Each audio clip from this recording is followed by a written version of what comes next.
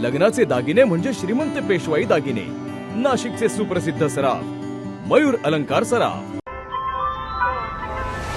ताज्या बातम्यांसाठी नाशिक न्यूजच्या YouTube चॅनलला सबस्क्राईब करा आणि बेल आयकॉनला प्रेस करा।